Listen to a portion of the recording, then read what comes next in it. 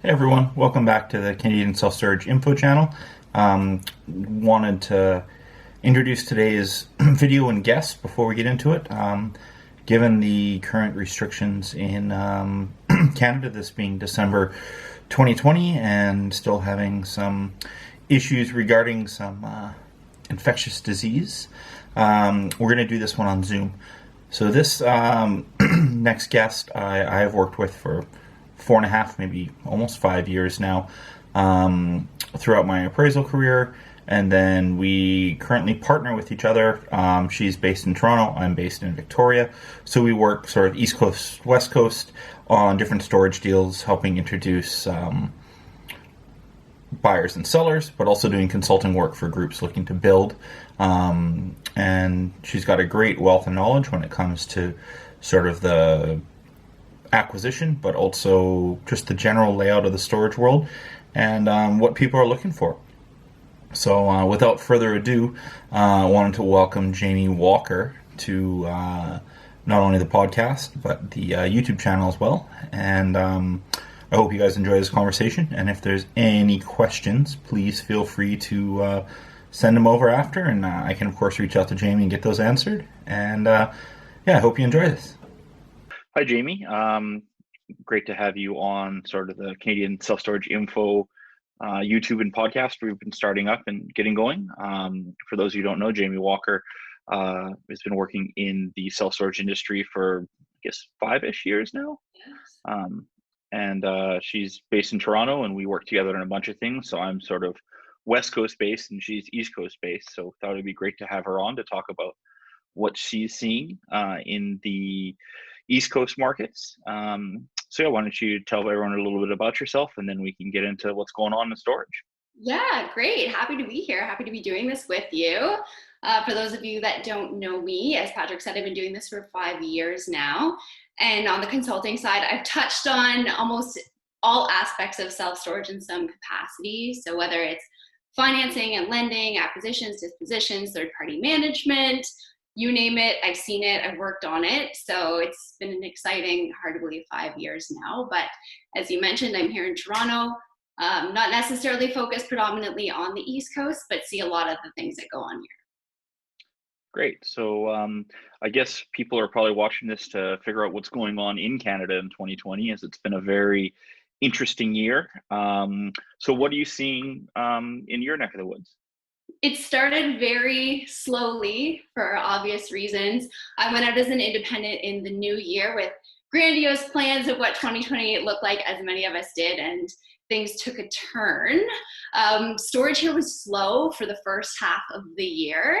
And then since about June, we've really seen things starting to pick up. So on the 1st of June was kind of the first big storage announcement that took place in the GTA. And that was when Storage Vault Canada Inc., SVI, took over the management of Spaces self-storage on Eastern Avenue. So that was the first kind of big news of 2020, which happened on the 1st of June.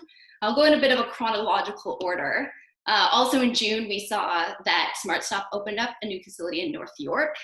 So we see a lot of announcements from them as we have over the course of the year, mostly joint venture related opportunities nationally with their big JV partner, Smart Centers.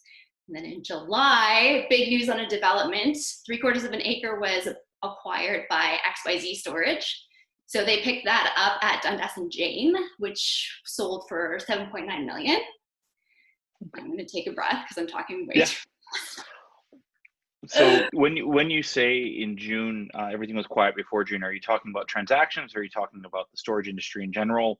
Because I've covered a little bit of what sort of happened within the industry with rentals being slower but stable, and is that what you saw too? Is that despite everything going on, transactions were on hold until June, but the industry kind of continued, from my understanding, from what happened out east too? Yeah, that's a great point, and I'm glad you stopped me here because the clarification is definitely necessary. Not slow in the sense that storage slowed. Storage has always prided itself on the fact that it is a recession-proof industry, and that's the reason why so many people have, started paying attention over the years. So when I say slowed, I mean in terms of trades and buying and selling. Right. facilities. Okay. Not that storage itself has necessarily slowed, because I think that it's tried, tested, and true. And for the most part, despite different areas of the country having to shut down, storage was able to really push forward.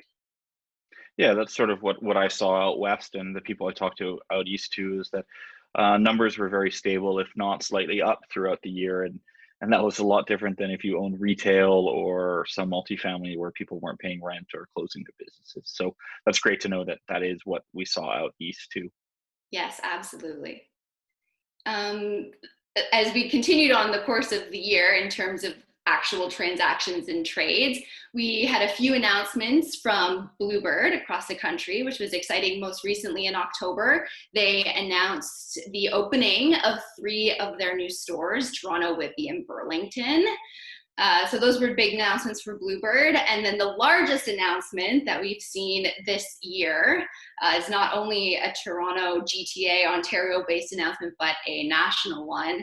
That was on November 2nd, when Storage Vault SBI let us all know that they were going to acquire 13 sites, including 1 parcel of land, for $220 million. So big transaction for 2020. A large portion of that was the Alphabet portfolio, which consisted of 5 sites, not all of which were open just yet. And if I were to guess, I would assume that acquisition would be around 120 to 125 million of that 220 million that they've announced. Okay, so it's a big portion, and then if I believe, I remember reading the press release, there was a couple small ones out west, and then a few others in Ontario and some in the Maritimes too, if my memory Yeah, serves me right. 9 of them were in Ontario, and then the rest scattered throughout the country. Another one that we don't hear too much about very often, most recently in the news, was Valtra. And I know you've had many conversations with them. They announced their flagship store, 200 Fairbank, which is in Toronto. That opened on November the 20th.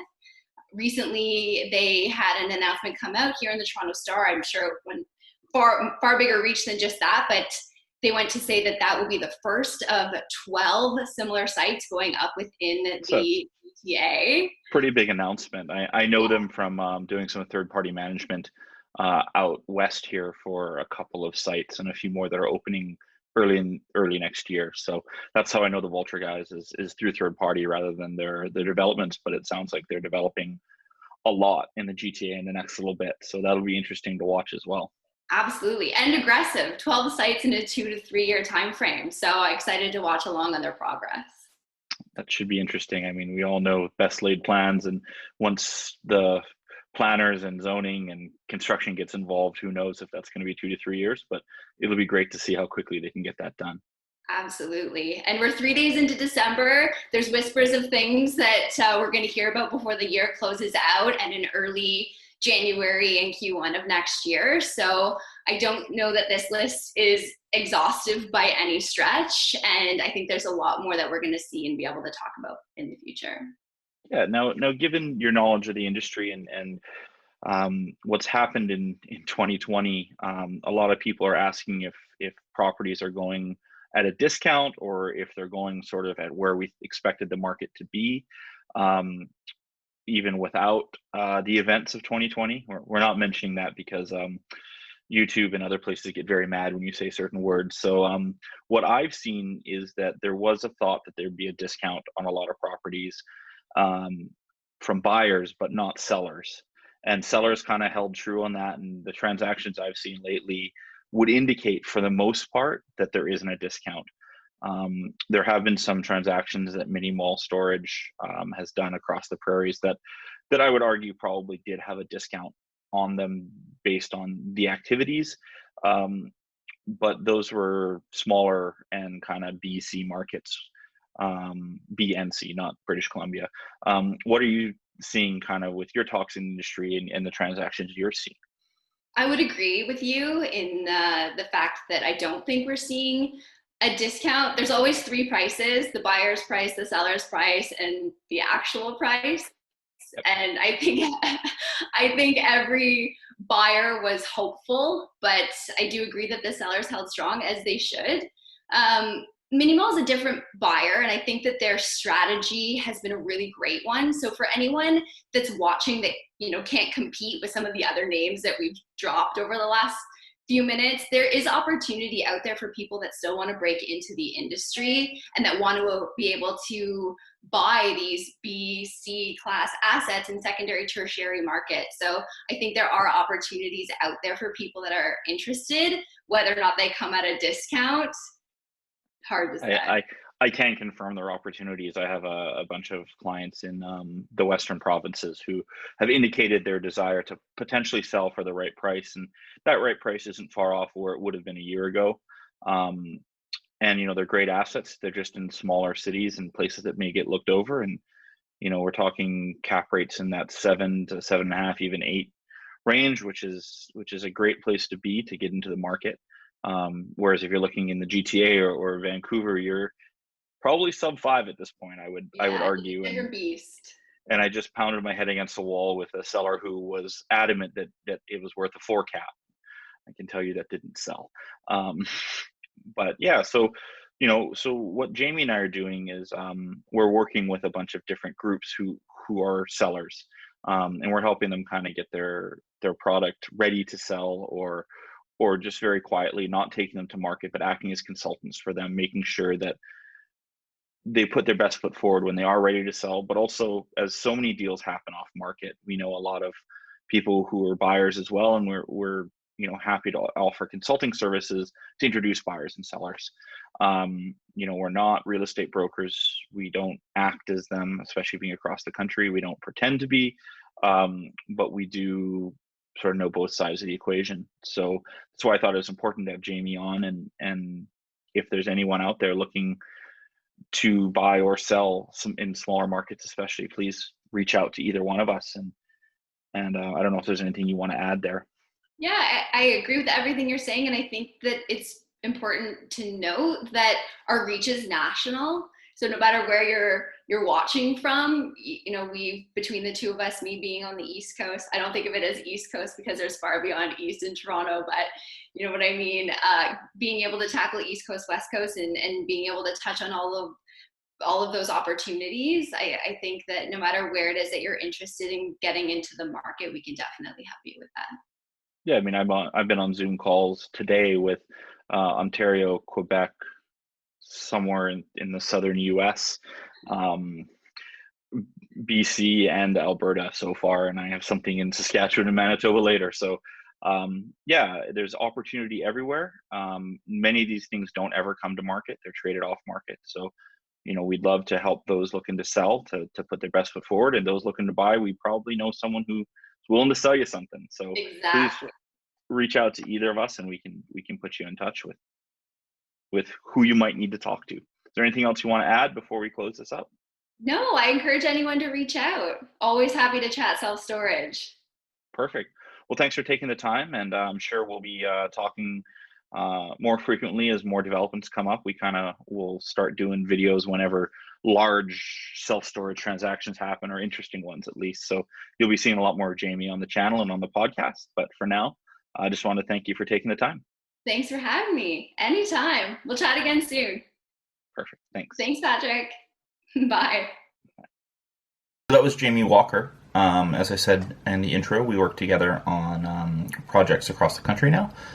So if you're looking for some GTA East Coast knowledge, she's definitely the person to go to. I do have fairly good knowledge, but I don't live in that industry, so she would be better for the day-to-day stuff. You can reach her through her website, as it'll be linked below. And again, thanks for stopping by, and we look forward to continuing the series of experts and industry participants coming up with some pretty interesting interviews.